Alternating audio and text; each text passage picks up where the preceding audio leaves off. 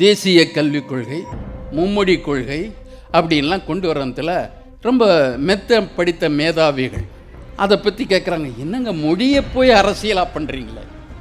அரசியலே மொழியில் தான் இருக்குது. சோழ பேரரசுகள் இருந்த காலத்தில், பாண்டிய பேரரசு இருந்த காலத்தில் அமைச்சர் ஆகணும்னா வேத ஞானம் இருக்கணும். எவனுக்கு வேத ஞானம் இருக்கும்? பிறப்பால் புனிதர்கள் என்று சொல்லிக்கொண்ட ஒரு பிரிவினருக்கு மட்டும். அந்த வேதம் படிக்கிறதுக்கு அவன் பிள்ளைகளுக்கு அரசாங்கம் தானம் கொடுக்கும். வேதம் ஸ்மிருதி ஒவ்வொன்றுக்கு தனித்தனி மானியம். இறையிலி நிலங்கள் வரியே கிடையாது. அதற்கு நம்மளால என்ன பண்ணாங்க? திண்ணை பள்ளிக்கூடங்கள் ஆனா ஆவனா கற்றுக்கொண்டார்கள்.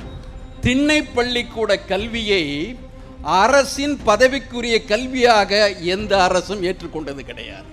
தமிழ்நாட்டில் சமஸ்கிருதம் என்கின்ற மொழி செய்த அரசியல் என்னவென்று தெரியுமா? தமிழரின் சுயமரியாதையை இழக்கச் செய்தது அந்த மொழி கொள்கை. கருவறைக்குள்ள சமஸ்கிருதம். தமிழுக்கும் தமிழனுக்கும் கருவறைக்குள்ள வேலை கிடையாது. ஆனால் அந்த கோவில் அனைத்தும் கட்டப்படுவது தமிழர்களால், தமிழர் வரிப்பணத்தால், தமிழ் மன்னர்களால். உலகில் எந்த நாட்டிலாவது நீங்கள் மூன்றாவது மொழியை கற்றே தீர வேண்டும் என்ற ஒரு கல்விக் கொள்கையை நீங்கள் பார்த்தது உண்டா? அண்ணாமலை ஒரு படி மேலே போயிட்டார். மும்மொழிகள் ஏற்றுக்கிட்டீங்கன்னா ஸ்பானிஷ் மொழியை நீங்கள் கற்றுக்கலாம், ஃப்ரெஞ்சு மொழியை கற்றுக்கலாம், ஜெர்மன் மொழியை கற்றுக்கலாம். நம்ம பிள்ளைகள்லாம் இந்த மொழியை கற்றுக்கிட்டோமே அப்படிங்கிறாரு. அவர் எத்தனை மொழியை கற்றுக்கிட்டாருன்னு அவர்கிட்ட தான் கேட்டு தெரியும். மொழியே கல்வி அல்ல. நாம் ஒரு இரண்டாவது மொழியை வைத்திருக்கின்றோம், ஆங்கிலம் என்றால். ஆங்கிலம் எந்த காலத்திலும் நாம் கற்றால் நமது நாக்கு துண்டிக்கப்பட்டது கிடையாது. நாம் படிப்பதற்கு தடை விதிக்கப்பட்டது கிடையாது. ஆங்கிலம் அனைவருக்கும் உரியதாக இருந்தது. அது மட்டுமல்ல, இன்று உள்ள நாடுகளில் வேறு நாடுகள் தொடர்புகளுக்கு நமக்கு அது ஒன்றே போதும். அறிவியலுக்கு அது போதும், அரசியலுக்கு அது போதும், வணிகத்திற்கு அது போதும்.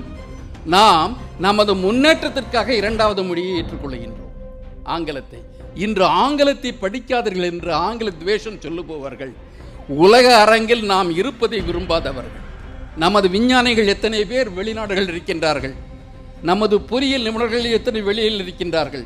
உலக அரங்கில் தமிழர்கள் தலைநிமிர்ந்து இருப்பதற்கு காரணம் தமிழர்கள் தமிழ் மட்டுமல்ல, ஆங்கிலத்திலும் புலமை இருப்பதால் தான். மக்களாட்சி மக்கள் மொழியில் நடக்க வேண்டும் என்று கூறுவது திராவிட இயக்கம். நமக்கு எந்த தேவ பாஷையும் தேவையில்லை, அது தேவர்களோடு இருக்கட்டும், மக்களுக்கு மக்கள் மொழி போதும் என்று சொல்லுகின்றனர்.